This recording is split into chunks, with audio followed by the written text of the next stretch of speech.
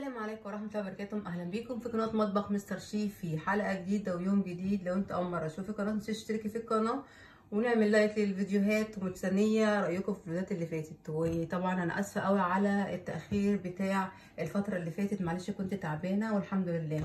المهم النهارده عندنا اكله حلوه قوي وبسيطه وفي نفس الوقت سهله، وهنعملها في اي حله واحده. انا كان عندي صدر فرخه واحده، تمام. هعمل وجبه جميله جدا وسهله وبسيطه في نفس الوقت اقتصاديه.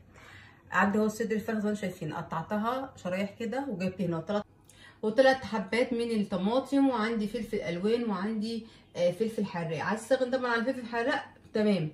وعندي هنا بصلايه صغننه مقطعه زي ما انتم شايفين كده. البهارات بتاعتي ملح، باربيكيا بودر، شطه، كزبره، بصل بودر، توم بودر، فلفل اسمر، وكمان زعتر ناشف، وسبع بهارات. تعالي نشوف الاول هنعمل ايه على البوتاجاز. الاكله بتاعتنا النهارده انا قلت اقتصاديه، مش بمعنى ان هي ما فيهاش لحمه ولا فراخ، لا، يعني صدر فرخه واحد هيقضي 4 من الافراد من البيت. تمام يا جماعه، نروح على البوتاجاز.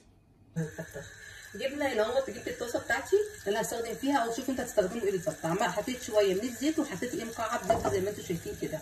الاكله دي يا جماعه سهله قوي بسيطه وما تاخدش وقت خالص، وفي نفس الوقت زي ما قلت لكم صدر فرخه واحد بس كده، يعني يكفي فرد 2 3 زي ما انت حابه. اهم حاجه نعمل صدمه كده للفراخ زي ما انتم شايفين. انا قطعتها شرايح كده علشان تبقى تاخد يعني معايا كتير، فاهمين يا جماعه؟ مش عايزه اقطعها مكعبات، انا عايزه اقطعها كده. تمام.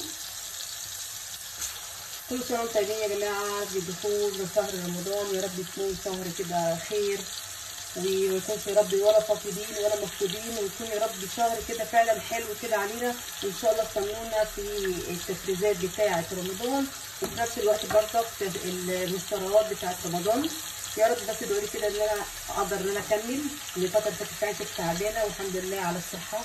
لازم كل يوم نصحى الصبح فعلا ونقول الحمد لله على الصحه اللي ربنا يديها لنا. اهو ده صدر واحد بس يا جماعه زي ما انتم شايفين كده. وانا قلت بقى هو موجود عندي، فلا اعمل بيه وجبه كده للولاد. اديها تشويحه كده تمام، نعلي عليها النار خالص كده، يعني مش عايزه تنزل منها ميه خالص.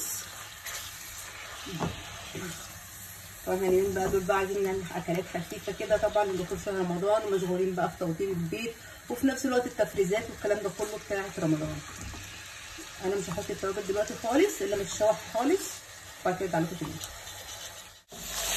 زي ما انتم شايفين يا جماعه خلاص شوحت خالص اهي، شايفين؟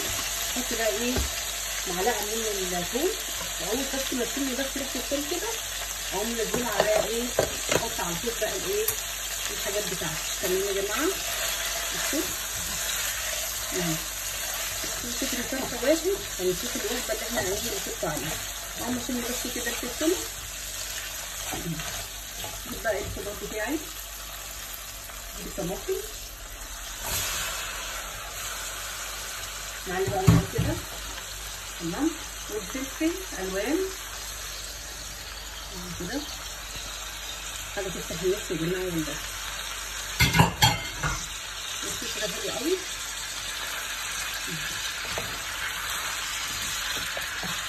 انا مش هحط التوابل دلوقتي خالص، لما نحط نحط الدار كده، ونحط بقى التحديد بتاعت الوصفه بتاعتنا النهارده. نجيب بقى البصله،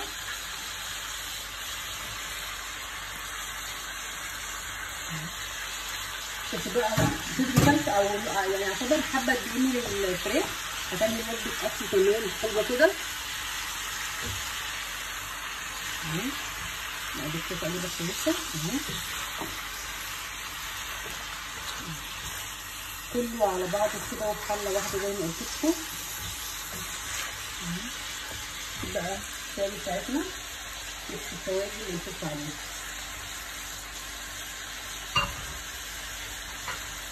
بعد كده هون بقى يا جماعه نحط شويه من الخل الابيض. الاكله دي تحس ان هي فيها مزازه كده، فاهمين يا جماعه؟ وكمان صويا صوص، يعني معلقتين كده او لا معلقه كبيره كده. انا بقى بعرف المقدار اللي انا الحاجات اللي بحطها. وكمان دبس الرمان، اللي قلت لكم الاكله دي لازم تحس فيها مزازه كده، هتعجبكم ان شاء الله. دي معلقه كبيره او معلقتين بالظبط. وامسك بقى ايه الحلويات الحاجه الحلوه اللي انا حطيتها دي كلها كده اهو، ونقلب تقليبه كويسه كده. تمام يا جماعه، بصوا بقى سهله بسيطه ولا لا؟ سهله بسيطه جدا. نسيب بقى ده كله كده اهو، هغطيها بس بايه؟ بشويه ميه نغسل، ميه سخنه مش عايزين ميه ساقعه، علشان خاطر الحاجه السخنه بتكون سخنه او كده بالذات فراخ او اي خضار حط عليه حاجه ساقعه فبتدبلها لي اكتر. مش عايزه الحاجه تبقى ايه دبلانه قوي، انا عايزه كل حاجه زي ما انتم شايفين كده بس كده. هي مش عاملاها قوي طبعا، انتوا عارفين صدور الفراخ ما بتاخدش معانا سوا كتير، هي مجرد بس كده اهو، واغطيه واسيبها وبعد كده نرجع لبعض بعد ما نشوف الايه الجمال اللي احنا عاملينه النهارده. زي ما شايفين اهو خلاص كده الاكله بتاعتنا اهي خلصت كويس. بصوا هو مريحه يا جماعه، ما اقولكوش تحفه. الزعتر عليها يعني الحاجات دي، الزعتر فعلا حاجه من الحاجات التوابل التحفه اللي بتخلي اي اكله ملكوش ريحتها تحفه تحفه تحفه. كده سيبوا تشرب شويه كمان. دي بقى ممكن يا جماعه تاكلوها بعيش، عايزين شويه رز جنبها، اللي انتوا عايزينه حطوه. سهله وبسيطه خالص. بصوا الوجبه دي يعني تقضي كده بالظبط 4 افراد. صدر فرخه واحد بس بيمشي معاكي اليوم، وتبقى غدوه تحفه جدا جدا جدا، وسهله وبسيطه جدا، ما خدتش اي مواعين ولا اي حاجه زي ما انتم شايفين كده. سيبها بس شويه تنشف كمان، وبعد كده نشوفها بعد ما نحطها في السيرفيس.